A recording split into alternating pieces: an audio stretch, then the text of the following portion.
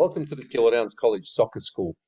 We're hoping that this will be the start of a fantastic journey for you and your child as they develop and become a better player, but more importantly, a better person. Our program was designed and launched in 2015, and it now currently involves about 130 students, both boys and girls, that have been part of our program either from Year 7 or have joined us throughout their secondary school education journey. We have a vision and philosophy that we've been developing over the last couple of years, and that includes developing the individual in the early years, functional technique and game sense as a focus for players in their early phases of development. We promote kids based on their skill level, not their age, especially for our after-school training sessions. And we believe in a long-term project to help develop skillful, creative, but most importantly, intelligent players that have the capacity to work in any formation or structure that any future coaches will require them to play.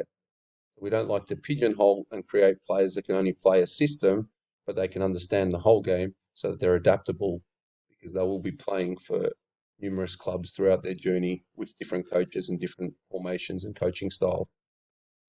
But above all else, our biggest focus is understanding the player comes second to the person. And therefore, if we have empathy for the person and we look after their mental and physical health, then we'll create the best environment possible for our students to learn. So our sole focus in the program is the person before the footballer. Through some research study by the Professional Footballers Association, they found that there are 6 common trends that help the progression of a player from junior football into senior football. The first of all is that love of the game and the passion. The second one is the support and sacrifices that their family provides them. The third is their mentality, where regardless of where they start, they are always working hard to get better and become the best version of themselves. The fourth one is the environment, where there's a lot of opportunity to play and practice and make many mistakes in order to learn. The fifth one is the actual practice, where there's a lot of free play, but also structured training. And we encourage a lot of the home training to be done in the backyard or in spaces that allow a child to practice with a ball and a wall. And the last one is the pathway. When they're ready, we promote them up so they can play with older kids so that they can learn to adapt and play under pressure. So the program's broken down into 2 phases.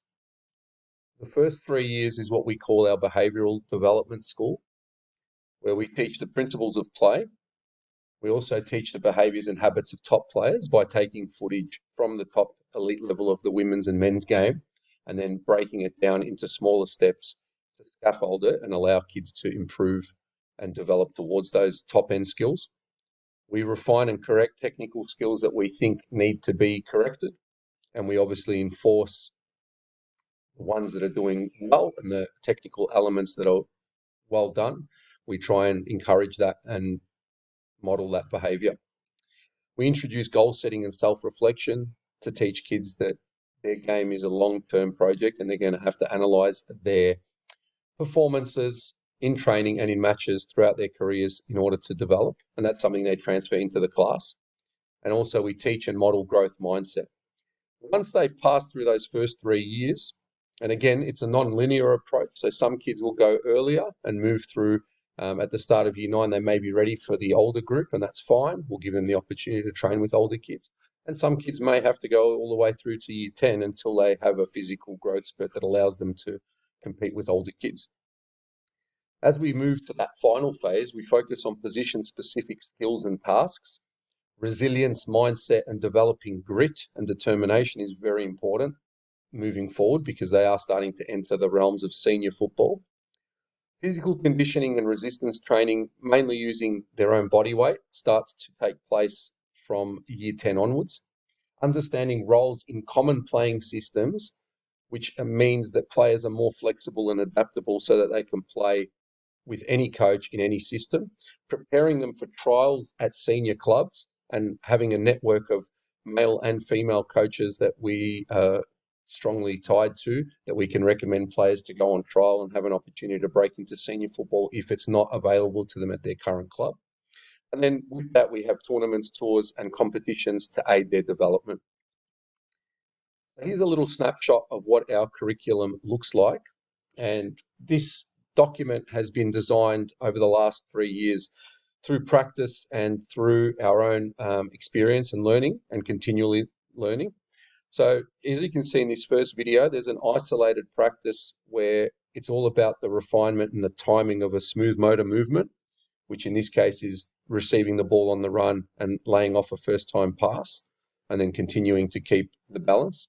And you can see the same thing here, the form in terms of how their body is positioned and the technique that they're using is something that we work on religiously in the first couple of years, because if we can get this right nice and early, then we don't have to worry about technical deficiencies later on. And there's a time to learn everything. So the science behind that is basically the formation of an engram, or the encoding of knowledge involves strengthening of connections. And the more we strengthen the connection in a stable environment, then the more likely the player will be to be able to transfer this into their game situation. Okay. And if you want a breakdown of a session, there would not be an hour worth of this type of training. This might be a 10-minute activity to just teach one of the techniques, okay, so that we can create a bigger comfort zone for the player. So we know that people, when they're in their comfort zone, they revert to what they know. Now, if we can increase what they know, so they can receive the ball in multiple directions using their body to turn, as you can see in this particular video with your back to goal. Okay, all of the movements that we teach, we take them from the best players in the world. So we don't invent anything. We basically analyze, break it down, put it into smaller practices, and always look to evolve these practices to make them more realistic. Okay, and there's a lot of scientific research to support this, but basically players are always having to change their body position, make constant decisions, and it's all relative to the position of the ball, their opponents, and their teammates. Okay, so in order to do this, we need to first lay a foundation, and these are called stable movement patterns. All right, we try and put them into the subconscious so that basically when a player receives the ball, they're not thinking of how they're going to receive it. They'll just receive it depending on which direction the ball's coming from and what their next move is going to be, because they've practiced all of them. And in our experience, there's about 7 that we teach. We haven't been able to discover any more through all of our research. Okay, 7 different ways to receive the ball and pass the ball. Okay.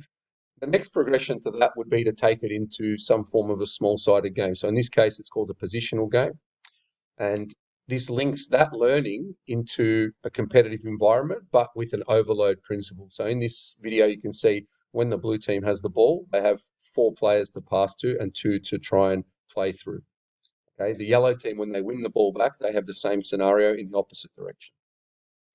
So here's just another element of developing that skill. We can add the decision making in. So in this case, she's trying to find the spare player, the person in her group that doesn't have the ball, and then trying as quickly as possible to release it. So that involves a bit of a scan and head check or an awareness of what's going on. The same thing's happening in this video where the ball is aerial, as they would receive it in a throw-in or in a volley in a game. And then they can start to improvise and use different parts of their feet, different parts of their body to solve the problem. And that's our sole focus, to give players the opportunity to solve problems with the highest amount of resources that we can give them. Okay? Now, we can show this at training and we can practice it a little bit at training, but the reality is it'll have to come from home. The climate, the world is a little bit different these days. Kids are not playing as much in the street and in unorganized practices with their friends. So therefore, they need to practice some form of these technical elements at home to complement what we're doing at school and also what they're doing at their clubs. All right. That's how the modern world is currently heading towards. As you can see in these videos, they're now starting to improvise because the technique has already been refined. These are year 9s that have been doing it for a couple of years. And in this final part of the video, you can see that adding opposition, a bit of pressure, and then also explaining context. So in this case, they're doing a hook pass to a running teammate, which is a very common pass in elite football to try and split defenses. As you can see by the positioning of the feet, it's very important that the timing of these movements is correct. And there's a good trust level between us and the players where they see the progress because they see the older kids training and they can see how fluid they're moving the ball. Again, everyone differently because of their own individual technique and talent, but the key concepts remain the same, the fundamentals. And for us, it's like learning to read. When you first start reading, you don't pick up the entire book and read the whole book. You basically learn the words, the spelling of the words, how to conjugate, where they belong, sentences, grammar, punctuation, and then you learn to read. And then the book starts to become a really good teaching tool for you. So again, this is another example of players trying to solve problems with an opponent. And in this one, they're trying to lose their marker, switch the play, working on all of those small things that we do in the small spaces, but with an actual opponent to lose. And again, the transfer comes into these small-sided games, which we call constraints-based games or conditional games.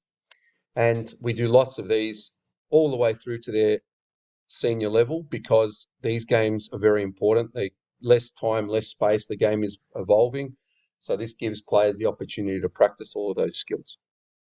They're just a quote from Pep Guardiola about football being the most difficult game in the world because it's constantly changing and no two scenarios are the same. Which will continue. So our job, our role is to remove them from a comfort zone. And that could be something like using their dominant foot too often and not practicing their non-dominant foot. That could be one of their comfort zones. Moving them into the flow zone, but also trying to get them into what's called the zone of proximal development, where we have deliberate practice with a teacher, in our case, coaches, teachers, same thing, and also the challenge is suitably high for their level. We try to keep them away from the impossible zone because we want them to progress in a stable environment, and then when they get ready, then we can start to send them to a zone that challenges them. And they're constantly moving through this state of flux in here. So this year we had 55 girls and 75 boys, and this is our original group of the 2020 students that graduated. What's notable in this picture is that when we started, we had 25 kids and we finished with 6 in our first year. Now, every year what we're noticing is that we're retaining more kids all the way through to year 12 because the kids that we're selecting from the start are better suited to doing a 6-year course of a program as opposed to some that we did when we didn't have a program. So that's year 1. That's the progression into year 2. This is our year 3 group. That's year 4, year 5, year 6, and our current photo from the start of this year. So basically, as you can see, it continues to grow. The idea is that not everyone is going to make it through to the end of year 12 because of their own reasons. Some choose to work, some choose to focus solely on their studies, some choose to pursue apprenticeship so they don't stay at the school. But generally speaking, we try and encourage them to stay through to the end of year 12, follow the whole process, and that way they can get the best out of the program and themselves. Our coaching staff, apart from George Kataforis and myself, who are the program coordinators, directors, head coaches, whatever you want to call us. We have Sarah, who's an ex-student of ours, is studying a teaching degree and is also a coach outside of school at Calder United. We have Sebastian, who's also an ex-student and is studying a teaching degree and has joined us for the last 2 years. Philip is an ex-student down the bottom left. He does some small group isolated technical training, which is one of his fortes. And then we have Adam and Chris, our goalkeeper coaches, who come in and work specifically with the goalkeepers. With our coaching staff, as you can see, we do like to keep our own kids in the program that finish year 12 if they're keen to coach. And we hope in the next couple of years there'll be even more coaches coming through because they've had a solid foundation and a lot of positive role models. In terms of our current kids, this is a group of students that completed their Football Victoria skill training course last year. So they're all now qualified coaches to work in the space of ages 11 through to 14. And some of them are currently helping out with coaching sessions as well. And we hope that they'll continue to do that and develop their skills as young coaches. The opportunities that will present themselves in 2022 for your child are opportunities to represent the school at inter-school sports through the School Sports Victoria program. We have a Bill Turner Cup and Trophy team, which this year was 2006 born or younger, and next year will be 2007 born or younger. and that's an under-15s national tournament that starts in Victoria and in each respective state and ends up in a national final. Obviously, COVID has created some problems for the last 2 years, but we hope next year will be a full cycle of the Bill Turner Cup. Local Brimbank Cup futsal championship between the schools. State futsal if we choose to enter teams if it doesn't clash with any of our other commitments.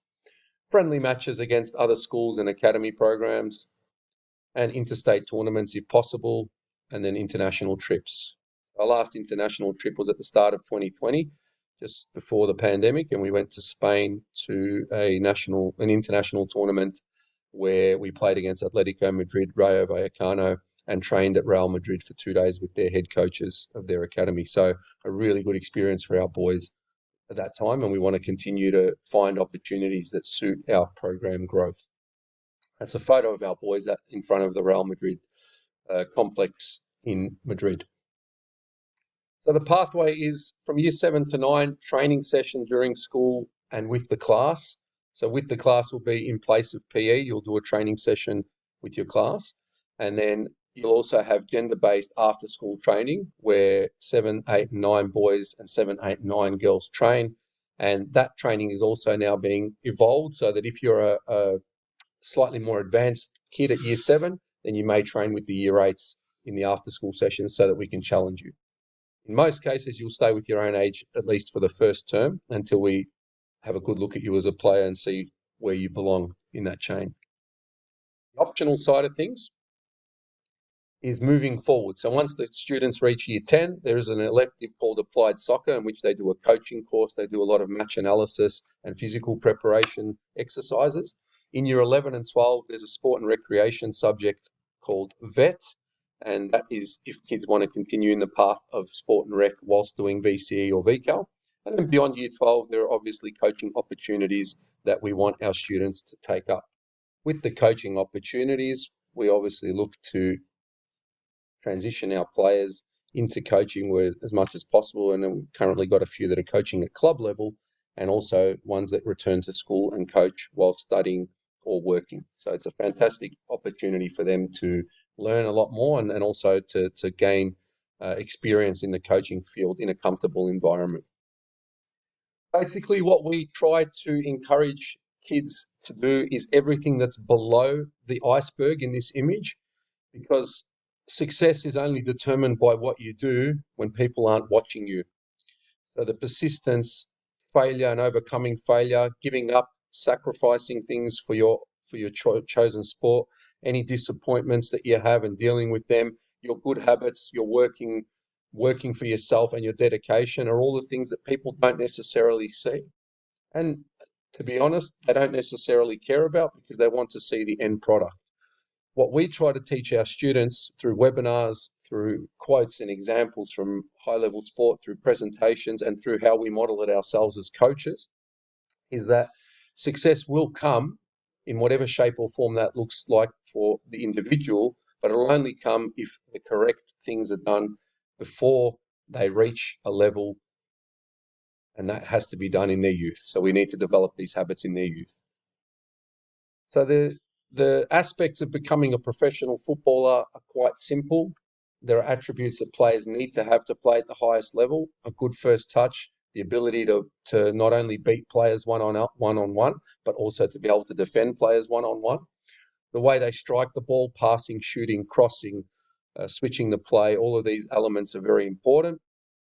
The way they run with the ball and how fast they can run with the ball. This one is the one that we train the most because all of these things are irrelevant if they can't see the side and execute their skills. And that comes with scanning and understanding depth of space and understanding how that their brain can take pictures so that they can analyze the field. And there is a large element of luck where we can avoid injuries, we get seen by the right coach at the right time, somebody gives us an opportunity, and then we're able to develop. For us as coaches, we just expect our kids to come there with an open mind, because we know that with an open mind, they'll be able to form some really strong bonds and convictions that will help them become top players if they choose to be. Together, we expect to see them grow from small little year 7s through to graduating adults in year 12. In terms of the expectations of kids in our program, we have a uniform, and the students are expected to wear that uniform on the day of training. They're also required to wear shin pads and bring their own drink bottle filled with water. We train with shin pads, not only for the safety element of it, but also because when they play games, they need to play with shin pads. So if we're going to prepare them the best for the games, they need to get used to that feeling of a shin pad in their shoe, and also to be able to feel the tightness of the socks around their calves. Boots and runners are required for every session, which is normal because they'll carry their boots in their bag and they'll probably be wearing runners to go with their uniform on the day of the session. The reason being is sometimes it might be too wet to train outside, and we may do something indoors where they'll need runners. We're expecting all of our students to stay up to date with their classroom work and all homework. That's not a compromise for us. They need to be achieving average results of at least 50% per subject. If this is not manageable, then they'll have a time out of the program to catch up with all of their work to make sure that they are reaching that level. If they fall behind in classwork or there's outstanding homework, then they will have to catch up with that work prior to being able to train. So we will be in touch with their teachers to make sure that we get all of the information prior to training sessions. And these terms for us are non-negotiable. Why? Because the percentages of players making it professionally, especially in Australia, are quite small. The reality is most kids will play the game at a semi-pro level or for the pure enjoyment of the game once they hit 18, but they will have to have an education or a trade or some sort of a career pathway in line. In terms of our social media use, we have a Facebook page, which some of you may have seen, and also an Instagram page. These are used to promote some of our students. They're generally used to show what we do in the program, and also any interviews or external stuff that we do with professional footballers or professional coaches. We have a YouTube channel where a lot of that content and a lot of the training sessions and webinars can be found. And we also encourage kids to use, if they're going to use social media, that they must use it with dignity, with respect, and also understand that whatever goes up may never come down. So it's important what they post and how they post it is an important aspect for them to manage themselves. In terms of what we can offer, for the perfect combination, they have 2 to 3 sessions at their club, hopefully with quality coaching. Then they have 1 or 2 sessions per week at KDC, and they have 1 match on the weekends. Okay? This, over the course of several years, will help them significantly improve themselves as footballers and reach their own maximum potential. Not all kids want to do this. We have many kids in our program that do not play at club level. They're just happy to train in our KDC sessions and be involved with inter-school sports teams. They want to keep fit and they want to have fun, and that's completely fine because they're also very important to us as coaches. And some that want to go down the coaching pathway, myself as a coaching presenter for Football Victoria can help students complete their LD Mini Roos skill training certificate, game training certificate, which are all FFA accredited, and hopefully in the next couple of years, their C license if they choose to do that, as I'm in training to become one of the presenters for that. We also offer coaching sessions at local primary schools and when we do clinics outside of school, and obviously the coaching positions at Keilor Downs College continue as well. Again, our focus is the development of a player, and for the main part, it's to analyse, execute and resolve problems within the game as quickly and efficiently as possible, regardless of their size or their speed or their strength. Okay, that's taken from something that was followed by FC Barcelona's academy for decades. We expect that there are going to be ups and downs because nothing is linear. There are no pathways that are smooth sailing the whole time. And that's fine because they'll have a strong network of people here, including students, teachers, and coaches to support them. How do players get to the top?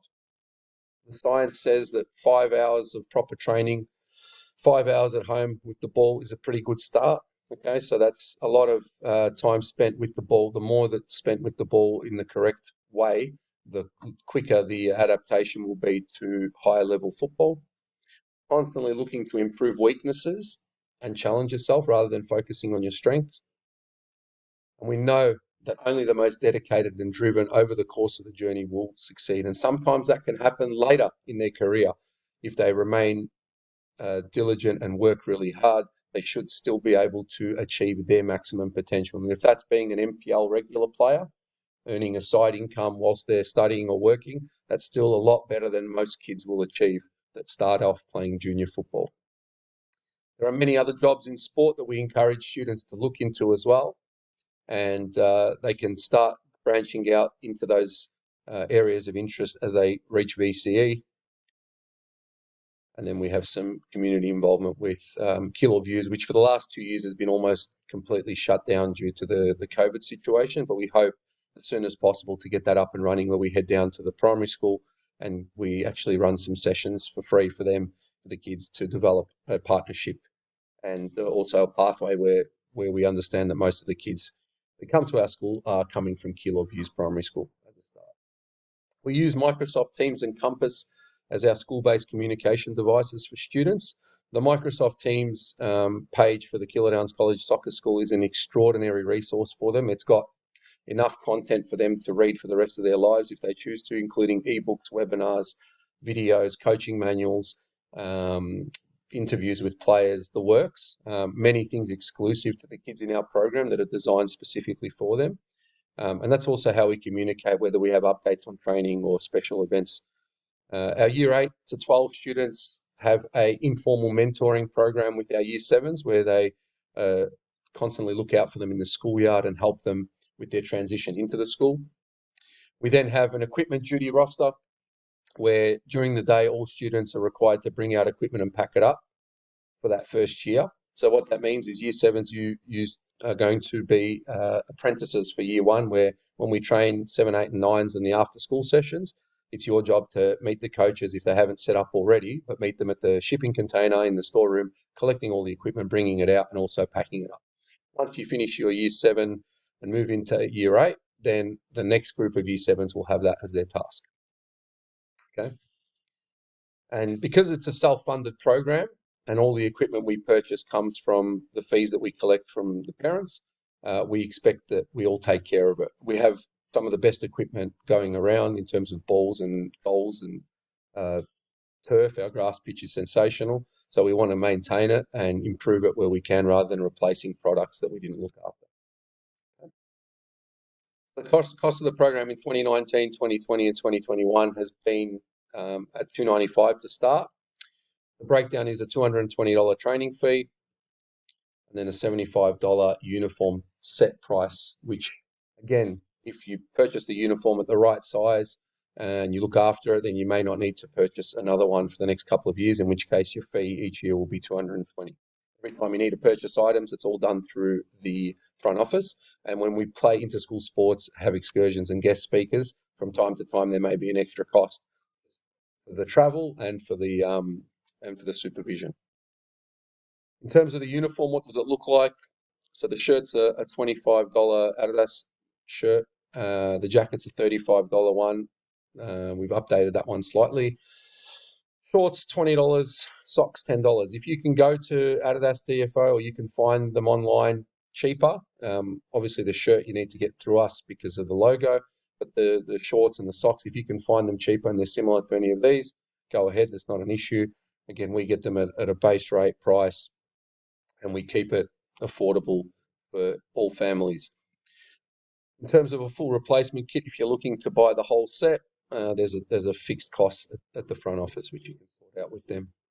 We also have some compression tops, again, which is just a generic brand, and we're happy for kids to buy their own and have them underneath when they're training, as long as they're the right color, which is royal blue. Okay, it's the responsibility of all students in our program to take care of the uniform. They need to replace the uniform, and they wear it only on the days that they have training. So how will it look? So from Year 7, 8 and 9, you spend 3 years in class together, forming friendships, playing together and forming stable technique. You play into school sports at Year 7, you play into school sports at Year 8. At Year 9, you merge with Year 10s and you start that process of becoming a senior student. Bill Turner comes in there as well, and that's an age-based team. Then they start to merge at year 9, 10, 11, 12, where we start to build some squads for competitions and we start developing tactical awareness because we've covered all of the fundamentals in the first 3 years. The pinnacle of all of our students' school careers is the Premier League Cup competition, which is a tournament organised annually for soccer-specific schools in the state, including Maribyrnong, Rowville, John Faulkner College, ourselves, Box Hill, Cedar. There's always a few new ones coming in and out. We've been constants in that program since 2018, and we like hosting and playing away games in that format because it's 45-minute halves, and it gives our players an opportunity to showcase what they've learned in their first 4 or 5 years in the program. That's a tournament that's open to students year 10 and up. Generally speaking, though, it's 11 and 12s that play in that tournament because it's quite a physical competition, and it is players, again, that are playing at Victory City, Western United, and higher MPL clubs in the area. Our selection process is a class size of 24 students split into 2 home groups. So half the kids in your class will be soccer program kids and half will be non-soccer kids. And the reason we do that is for balance, because being a soccer player is one part of you, but it's not the only part of you. Instead of normal PE, they will do soccer-specific PE with myself or with George, and that would replace their normal PE session. In that, they'll still have theory work to do. They'll do their fitness tests like they would in a normal PE class, except it'll all be based around soccer. Calendars will look something like this, so that's just a template of a previous calendar where we outline all of their after-school competitions and tournaments and trainings. And their day-to-day calendar will be on their Compass feed, and that won't change for an entire term. In terms of our alumni, there have been a lot of players that have come through the school prior to the program, and that's purely based on their own ability, practice, opportunity, grit, determination, not specific coaching. They just came together and played and represented their school. But we've interviewed a whole heap of the people on this page, and what we found is that their time at school was perhaps their most memorable moments in football because they were with their friends day in, day out and playing in competitions representing the school, winning state championships on numerous occasions. And we hope that we will add more students in the future that come from our program and reach a high level of senior football. There are many stories in relation to our students going from never playing football at a club level, working through our program and then transitioning into club football. And we've also had many kids that have gone from community football into MPL football. It's not because of any particular secret. It's because the environment allows them to learn, practice, and they're getting more repetition than other kids. So therefore, the opportunities when they present themselves are being taken by kids more often than not. And the reality is everybody's going to form the foundation of the development of your child. Some will continue to climb and continue to grow, and some may reach the very pinnacle, but there needs to be a strong foundation underneath to allow this to happen. So we all pull in the same direction, we all work for one another, and we hope that if we can produce 1 or 2 top footballers, both male and female, that would be an absolute fantastic achievement for us each year. The reality is most will be a supporting cast that will go along for the journey and still experience amazing things and be part of a process and just watch people grow, but also grow alongside them and reach the maximum potential that their skill set, their genetics, and their determination allows them. And at the end of the day, we'd love to see as many as possible playing for as long as possible.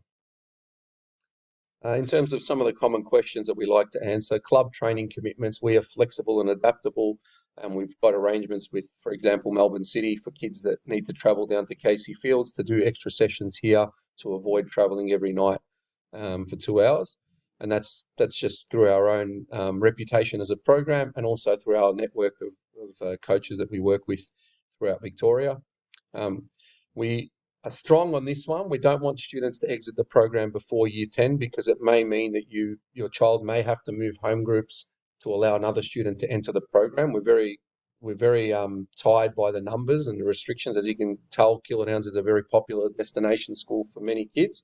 So therefore, if you commit with us at year 7, you need to commit till the end of year 9.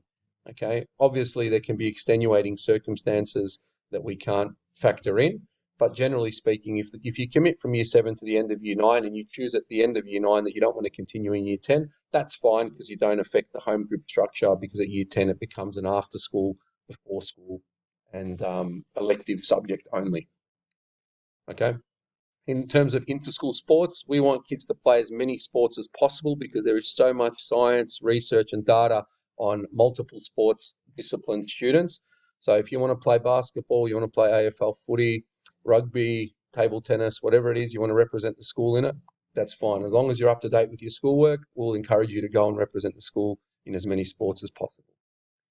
And the question we always leave our students with is, what will you achieve by the end of your time at Keilor Downs College? So this particular group of girls managed to finish runners-up in the state for the Premier League Cup at their first attempt in 2018, where they lost the final to Maribyrnong 1-0 at Amy Park. But got to spend a day at Amy Park playing on this surface prior to a Melbourne Victory game, which for them, even speaking to a lot of those girls that have now finished year 12 at the school in the last 2 years, it's still the most memorable moment they've ever had in their lives, which for us is a testament to their work and also to what the program can allow and give your students and your children a chance to achieve. Thank you very much, and we look forward to meeting you in person.